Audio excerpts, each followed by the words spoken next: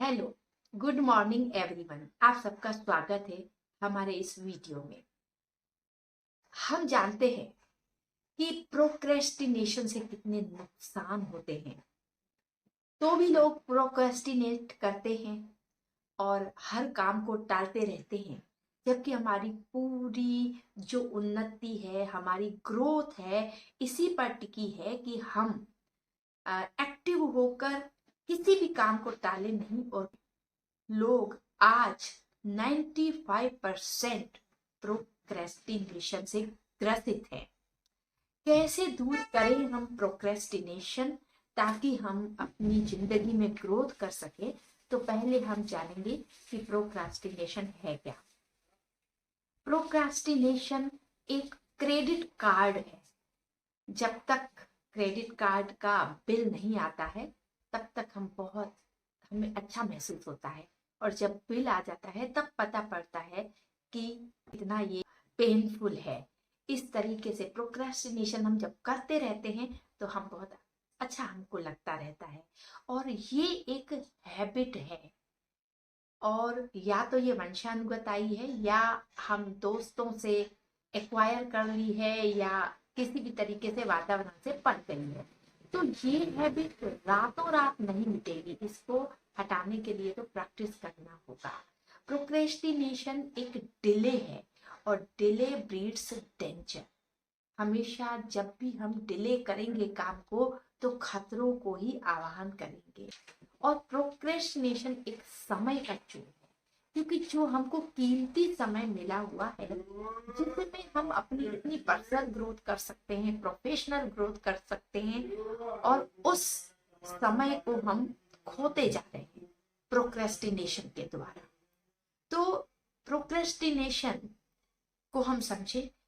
Procrastination में दो शब्द, नाउ और टुडे, ये दोनों मिसिंग है। हर काम को हम कल पर टाल देते हैं, और कल कभी आता नहीं है।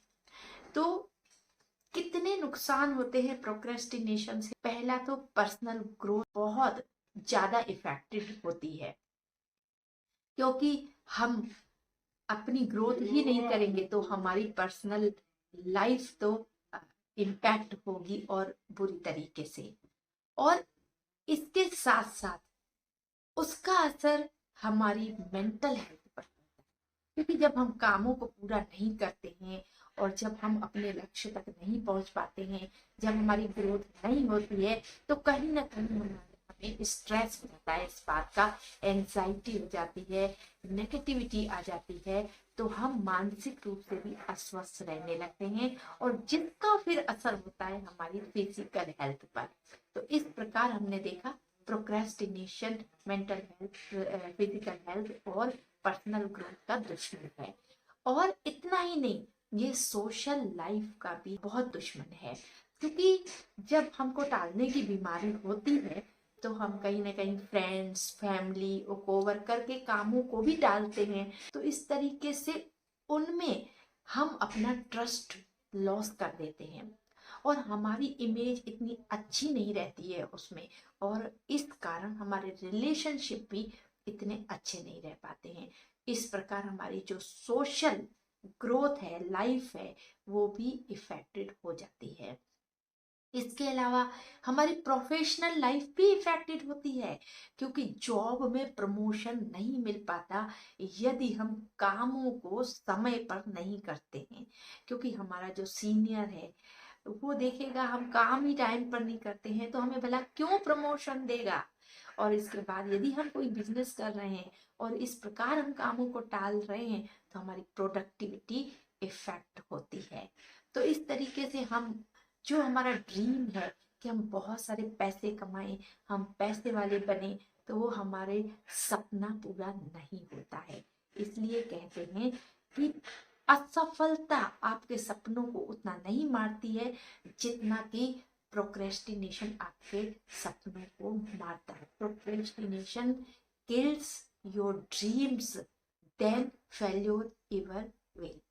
तो इस प्रकार अब ऐसे प्रोक्रेस्टिनेशन को हम कैसे जीते, कैसे ओवरकम करें, कैसे बचें, कैसे अपनी लाइफ से इसे निकालें, कैसे इसको पार करें।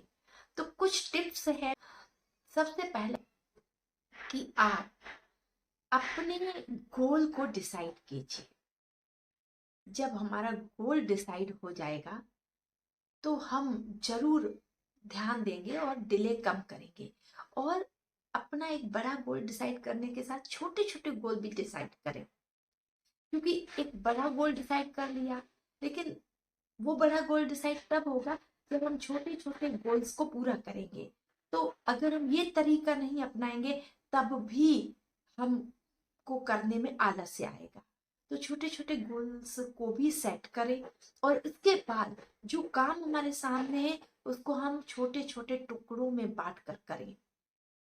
जैसे बहुत सारा काम इकट्ठा हो जाता है तो हमको लगता है कि अब ये काम कैसे पूरा होगा, तो हम प्रोक्रेस्टिनेट करने लगते हैं। लेकिन अगर हम छोटे छोटे उसको भागों में विभाजित कर देंगे तो वो आसान हो जाएगा। इसलिए इजी बनाएं हम काम को। जैसे अभी सर ने हमको आज के दिन वीडियो बनाकर अपलोड करने का दिया है, तो आज के दिन ही हम आज इस काम को पूरा कर लें। यदि हम टाल देंगे और बाद में कहेंगे हम इकट्ठा कर लेंगे तो वो हमारे लिए कठिन हो जाएगा और इस तरीके से प्रोक्रेस्टिनेशन बढ़ता जाएगा। तो कामों को विभाजित करें, थोड़ा थोड़ा काम को निपटाते चलें और हमेशा एक काम को एक ही बार में करें, क्योंकि कई सारे काम एक ही बार में जब हम करने लगते हैं तब भी हम डिस्ट्रैक्ट हो जाते हैं। और अगला है कि हमको काम करने में जो डिस्ट्रैक्शंस आए तो उसे कोप अप करना सीखें। ऐसा हम आर्ट कहीं ना कहीं से नॉलेज प्राप्त करें। हम इस नॉलेज को प्राप्त करने के लिए काफ़ी सारे मोटिवेशंस की स्टोरीज पढ़ें, उन्हें रीड करें, उन्हें वीडियो सुने, ताकि वो हम सीख सकें। दूसरा, हम माइंडफुलनेस का प्रैक्टिस करें और मेडिटेशन करें, क्योंकि ये सब एबिलिटीज आएंगी माइंड से, और माइंड ही एम्पावर नहीं होगा तो ये सब एबिलिटीज को हम कैसे अपने में धारण कर पाएंगे। और दूसरा, हम अपने कामों में प्रायोरिटी भी सेट करें कि जो काम महत्वपूर्ण है सबसे ज्यादा उसको पहले रखें, जो कम महत्वपूर्ण है उसके बाद, जो और उससे कम महत्वपूर्ण है उसके बाद। इस तरीके से हम एक लिस्ट तैयार करें और हमेशा रात को सोने से पहले टू डू लिस्ट तैयार करें। मेल रॉबिन्स जिन्होंने हमको कुछ रूल्स बताए हैं प्रोक्रेस्टिनेशन के, जैसे उन्होंने एक रूल बताया है 5 सेकंड रूल्स, यानी कि जब भी आप कोई काम शुरू करते हैं तो 5 सेकंड के अंदर अगर आप उस काम को करने के लिए उठ गए तो डन आप कर लेंगे। तो उस 5 सेकंड में कैसे उठना है काम को करने के लिए कि आप 5 तक काउंटिंग कीजिए, 5 4 3 2 1 एंड जस्ट उठ जाइए। तो इस तरीके से आपका प्रोक्रेस्टिनेशन पर विजय प्राप्त कर लेंगे। दूसरा उन्होंने रूल बताया है कि आप MER यानी मेडिटेशन एक्सरसाइज रूटीन, यानी आपकी मेंटल टफनेस को दूर करेगा मेडिटेशन, मसल्स को स्ट्रॉन्ग बनाएगी एक्सरसाइज, और रूटीन तय करने से आप प्रोक्रेस्टिनेशन से बच जाएंगे। और एक और रूल बताया है जो है SAVERS, अर्थात सीवर्स, यानी S मतलब साइलेंस, ये आपकी जिंदगी में जरूर होना चाहिए, आपका टाइम काफी बचेगा वेस्ट होने से। A माना एफर्मेशन, एफर्मेशन का हमारी जिंदगी में बहुत महत्व है।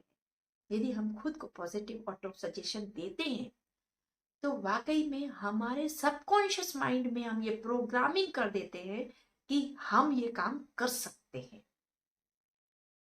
इससे हम फियर ऑफ फेल्योर, जो असफल होने का डर है, उसे हम दूर कर सकते हैं, क्योंकि फियर ऑफ फेल्योर भी एक बहुत बड़ा रीजन है प्रोक्रेस्टिनेशन लाने।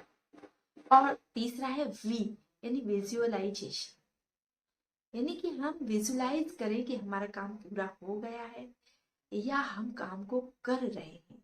तो इस तरीके से विजुअलाइजेशन से वो हमें पावर आती है।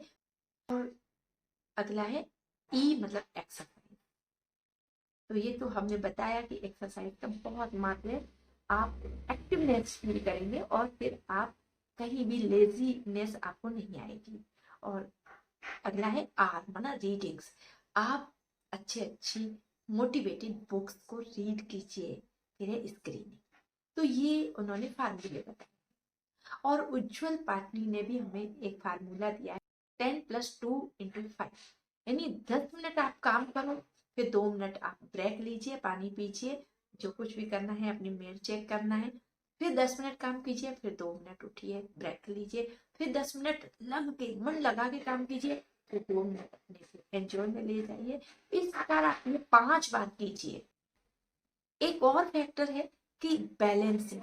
आप अपने काम और अपनी प्रोफेशनल लाइफ और अपनी पर्सनल लाइफ, अपनी काम और अपना एंजॉय, इसमें बैलेंस बना कर रखिए। यदि आप 6 दिन लगातार काम करते हैं तो एक दिन में आधा दिन या 2-3 घंटे आप फुल एंजॉयमेंट का निकालिए। तो इस तरीके से आप बैलेंस बनाएंगे तो भी आप प्रोक्रेस्टिनेशन से बच पाएंगे। तो अब ऐसी कुछ मोटिवेटेड स्टोरी है, जैसे इलोन मस्क।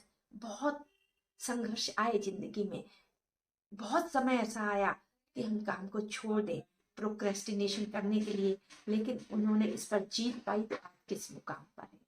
इसी प्रकार रिचर्ड ब्रैंसन, ये वर्जिन ग्रुप के फाउंडर हैं।